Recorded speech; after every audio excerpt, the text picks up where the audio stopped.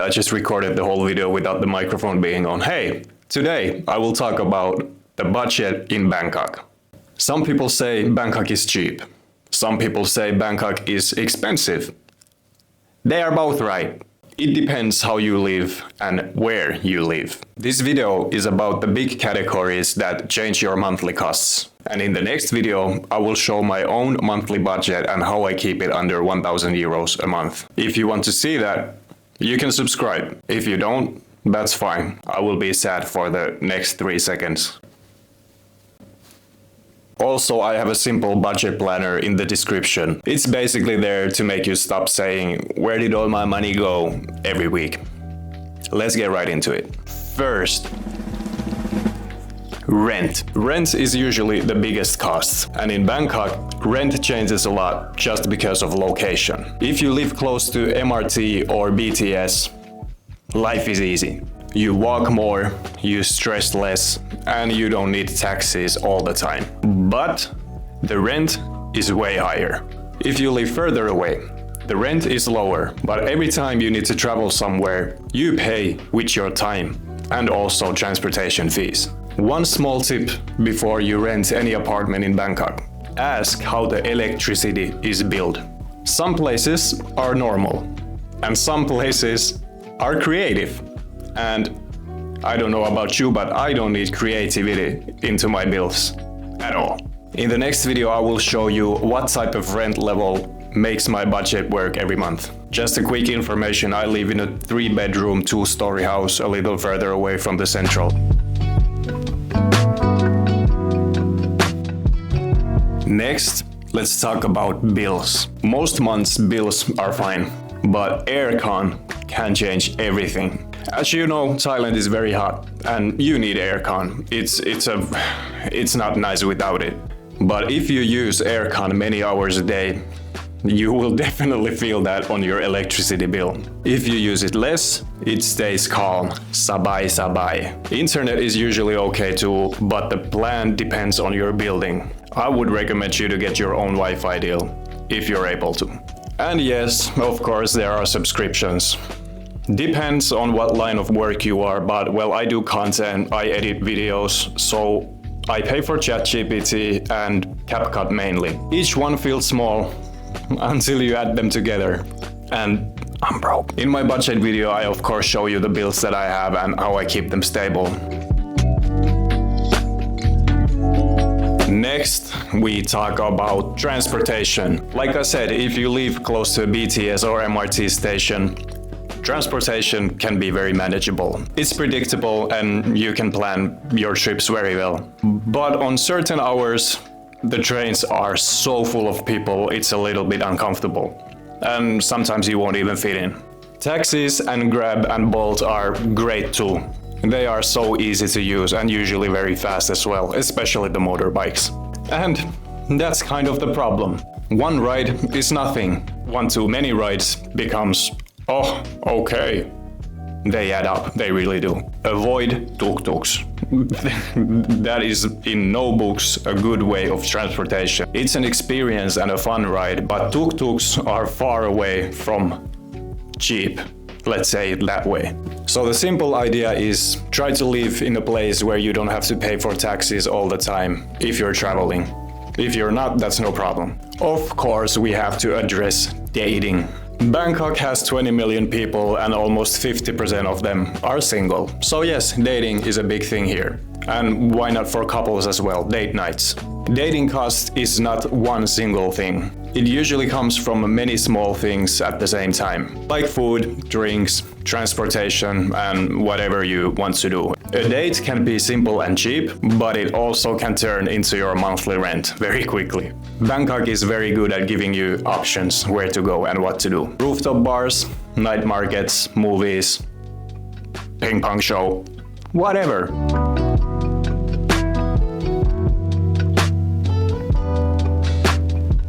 What about the activities? I don't know why I winked. Bangkok can be very cheap if your routine is simple. Parks, walks, markets, free views, and street food. Bangkok gets more expensive if your routine is something like coffee in the morning, coffee in the co-working space, gym, and paid activities every week. Up to you. I mean, nothing wrong with that. Just don't act surprised later. Next on the list is shopping. Quite honestly, I have no fucking idea about this one because I don't really shop a lot. But this is what I know. Shopping costs depends on one big thing. Do you buy mostly local or do you buy imported brands?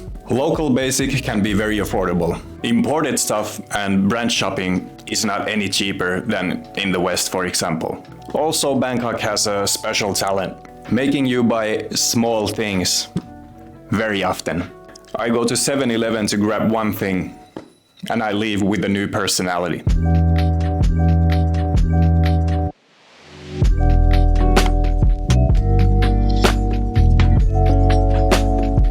Let's get serious now, right? Healthcare, very important one.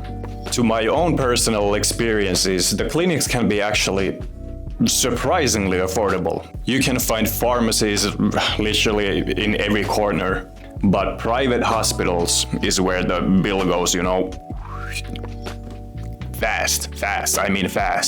That's why you need to get yourself a health insurance. Because health problems don't give a fuck about your budget. Sorry to say it. They just show up at your door like your mom when you was 7 years old, gooning and shit in your room. I don't have any experience of it.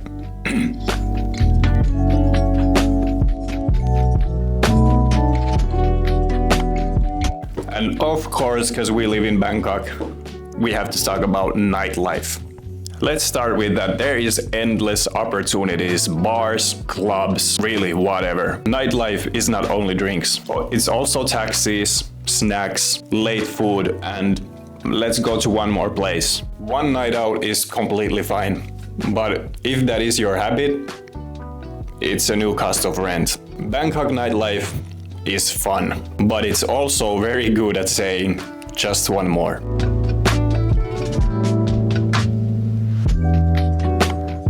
Well, you traveled this far, so of course you will travel here as well. Thailand is amazing for traveling. It's like a hotspot in Asia. It's in the middle of everything, and also Bangkok is in the middle of everything in Thailand. You can fly domestic flights with around 1,000 to 2,000 baht, which is like 30 to 60 euros for 1 hour flights, maybe to Phuket, maybe to Chiang Mai, wherever you feel like going pretty much.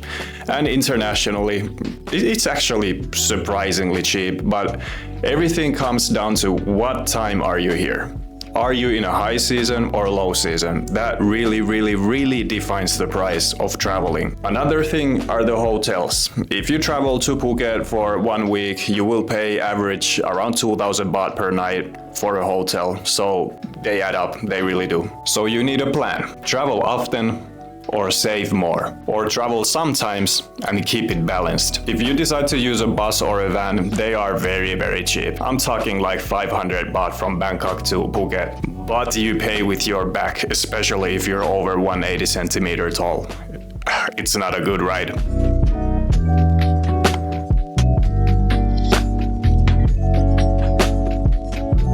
Possibly the second biggest cost on the list is obviously food. Food can be very cheap here, but it depends on your default routine. If your default is simple food or street markets, you're fine. If your default is Western restaurants, food deliveries, and snacks every day, you can expect to pay around, I would say, 400 to 800 baht per day for an average Western guy that enjoys food.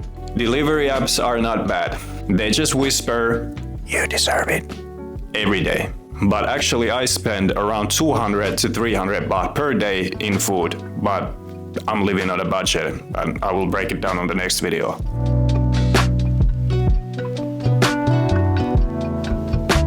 Miscellaneous. Laundry, SIM card, snacks, and small rides. This is where money disappears quietly. One small thing is nothing, but daily small things become a monthly cost. I usually buy one coffee from 7-Eleven, which is 45 baht, almost every day. And maybe on the late night I take some snack before we watch some movies with my girlfriend. But I'm a cheap ass and I only pay for a Wi-Fi. I don't even have an internet on my phone. Yeah. If I need it, I pay for 1 or 2 days. I use DTAG eSIM, so it's very convenient. I was thinking that I would talk about visas on this video, but they are not really a monthly cost or anything like that. They are a one-time fee and there is different type of visa options. DTV visa, non-immigration B visa, if you work for a company, for example, or education visa. There's a few options, but like I said, I'm not gonna go into that in this video. They are a one-time fee and I don't count it into monthly budgets. Let's just say this. Visa planning is like going to the gym. Not many people want to do it, but it helps a lot. Conclusion. So that's the big picture. Bangkok can be affordable, but you need to understand what changes the costs.